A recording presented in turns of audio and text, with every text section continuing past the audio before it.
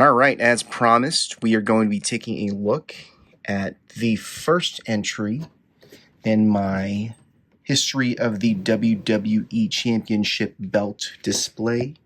The living legend Bruno Sammartino with the first ever WWWF Championship Belt design. In 1963, Capital Wrestling Corporation, headed by Tootsmont and Vince McMahon Sr., seceded from the National Wrestling Alliance because their approved NWA World Heavyweight Champion Buddy Rogers was forced to drop the title to new champion Lou Thesz, whom they didn't think was basically a big enough star to be a pro wrestling world champion. So they left the NWA and formed their own promotion, then known as the Worldwide Wrestling Federation, the WWWF, today known as the WWE. They crowned Buddy Rogers as their first inaugural champion, and this championship design was a U.S. title that Buddy Rogers already owned, and they decided to borrow that belt and use it as their new World Heavyweight Championship. Vince Sr. awarded Buddy Rogers the title, which they said he supposedly won in a tournament in Brazil, but many accounts point to the fact that that tournament never even actually took place.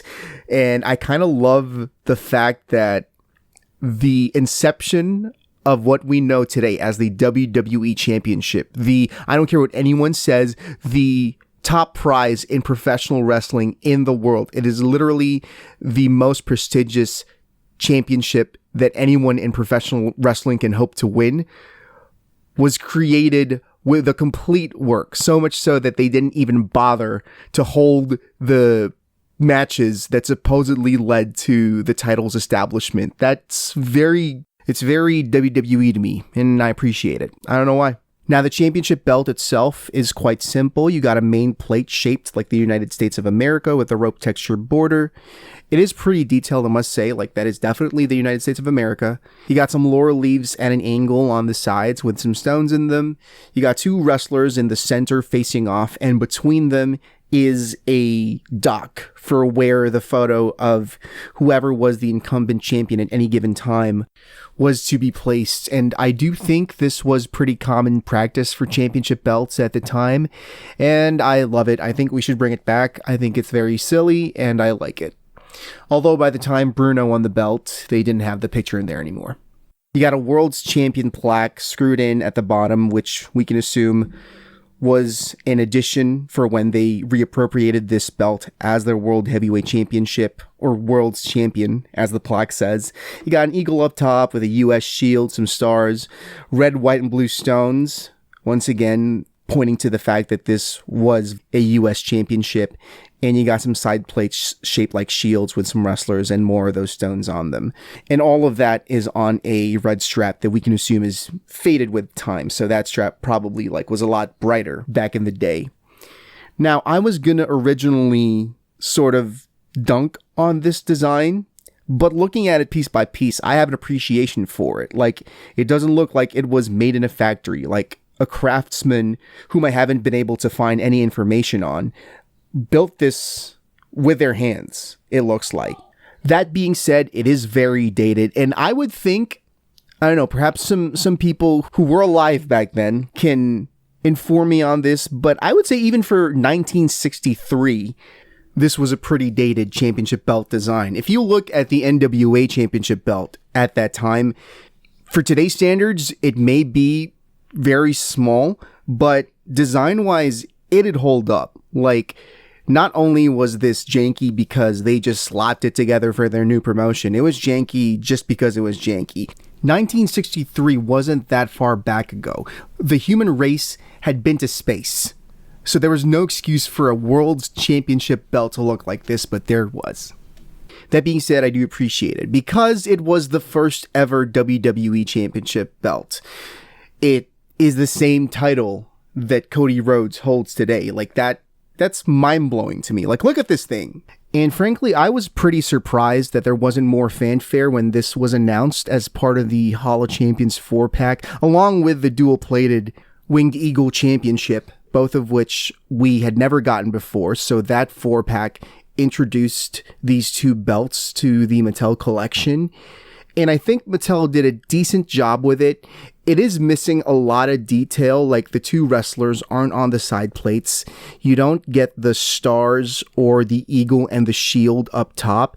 It's missing some of the stones on the laurel leaves, but at least it's very hard to see, but we do get the World's Champion lettering on the plaque, which I do appreciate.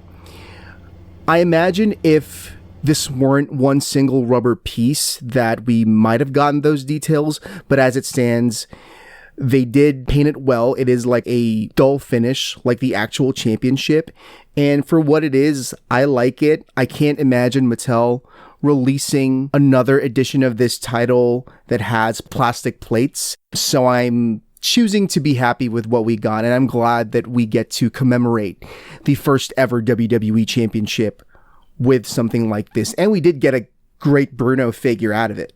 Speaking of that figure, you'll notice that what I have here is a kit bash.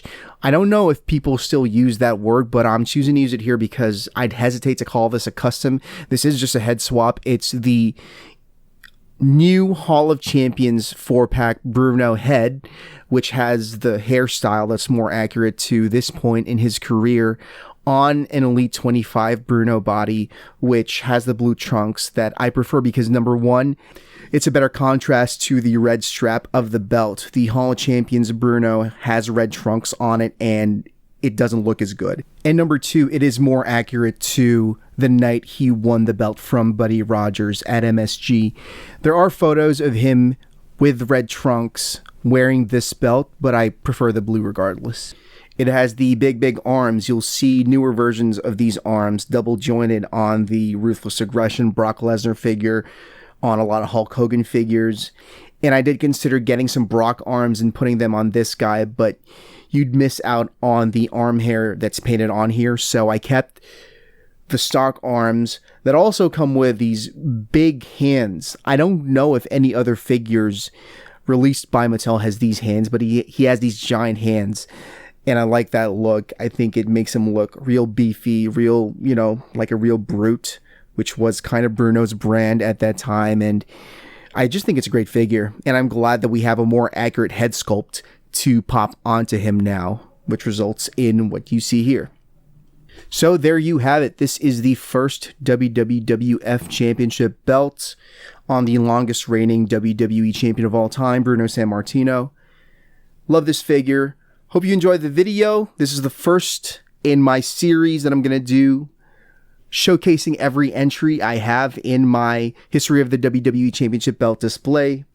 Be on the lookout for the next one, which is going to be Bruno again with the 70s WWWF Championship. All right, be kind to each other. Later days.